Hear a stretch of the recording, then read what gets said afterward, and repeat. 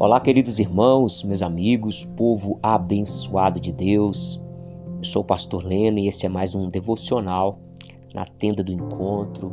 Que a bênção do Senhor prevaleça sobre a sua vida mais esse dia. Que a paz do Senhor, a alegria do Senhor venha prevalecer sobre o seu coração, sobre a sua mente mais esse dia. Meu irmão e minha irmã, diz a palavra do Senhor: alegre-se no Senhor.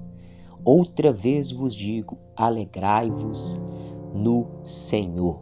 E é uma honra, um privilégio poder estarmos aqui para meditar na palavra de Deus, para aprendermos como devemos caminhar, conduzir as nossas vidas conforme as Escrituras Sagradas. Nós vamos meditar hoje em Atos dos Apóstolos, capítulo 3, do versículo 1 ao versículo 6. O tema da mensagem de hoje é o dia que o apóstolo negou uma esmola. Olha para você ver, hein? O apóstolo Pedro, grande apóstolo Pedro, negou uma esmola. E meu irmão, nós vamos entender aqui por que Pedro então negou aquela esmola. Será que Pedro era uma pessoa má? Era uma pessoa avarenta, mesquinha? Por isso ele não deu aquela esmola? Vamos ler aqui a palavra do Senhor. Atos 3, versículo 1 ao 6. Pedro e João estavam se dirigindo ao templo para a oração das 3 horas da tarde. Estavam sendo levado um homem, coxo de nascença, que diariamente era colocado à porta do templo chamada Formosa para pedir esmolas ao que entravam. Então, Pedro e João estão indo para o templo para a hora da oração e ali havia sido colocado um homem aleijado desde nascença e ele tinha o costume de ficar ali pedindo esmola para as pessoas que entravam no templo. E no versículo 3 diz: quando ele viu Pedro, olha aí, o moço agora, o aleijado, o pedinte, ele está vendo Pedro e João entrar. Apóstolos, homens que estavam ali agora em evidência. Nós precisamos entender, meus irmãos, que Pedro e João não eram qualquer um, não. Eles andavam com Jesus, eles já eram ali de alguma forma conhecidos. E se a gente olhar aqui os versículos anteriores, eles já estavam realizando uma grande obra. Em um determinado dia em que Pedro ministrou a palavra, ele pregou ali para a multidão, a Bíblia diz que foi acrescentado ali na igreja quase 3.000 pessoas.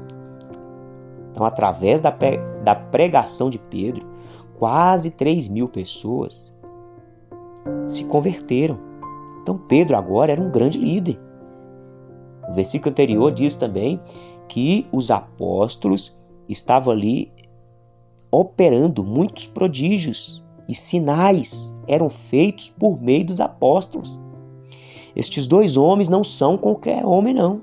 São homens de influência, são líderes, são homens agora também com recursos financeiros, porque a Bíblia vai dizer aqui também que dentro daquela comunidade, onde no mínimo 3.000 pessoas estavam ali, os apóstolos operavam sinais, prodígios, né? Claro, o poder de Deus através dos apóstolos. Meu irmão, e ali também aquele povo era um povo generoso. Diz aqui no versículo 45 do capítulo 2, e vendiam as suas propriedades, distribuíam o produto entre todos à medida que alguém tinha necessidade. Então Pedro e João não são qualquer um, não. Eles são líderes e líderes respeitados, líderes de autoridade, líderes de nome, no meio da igreja, no meio do povo de Deus.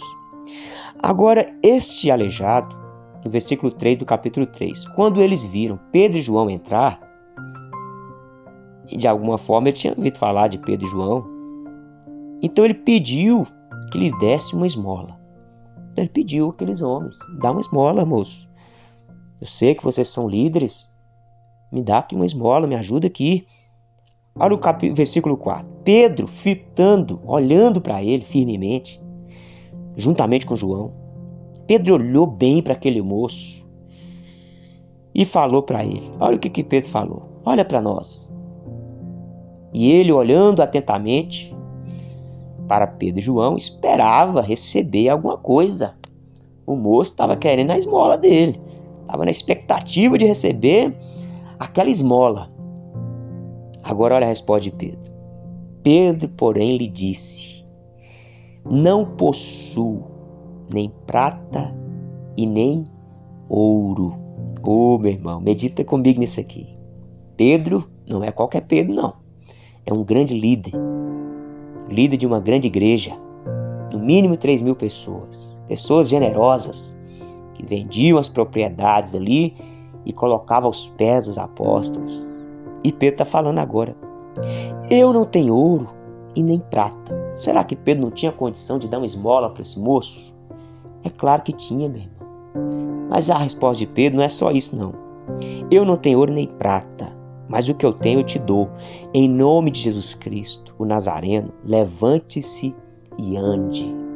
E a gente vai ver aqui, mas na frente que este homem andou, Deus operou um milagre. Agora, meu querido, o que eu quero compartilhar com você aqui através do entendimento dessa palavra? Por que Pedro fala que ele não tem ouro e nem prata?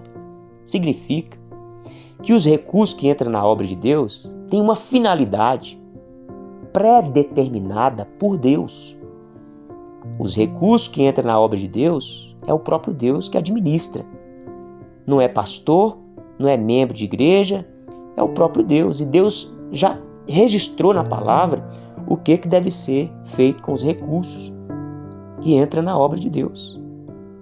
Então, quando Pedro fala que ele não tem ouro nem prata, ele está dizendo assim, o recurso que entra na igreja, os recursos que as pessoas depositam aos nossos pés, em primeiro lugar, é para expandir a pregação do Evangelho.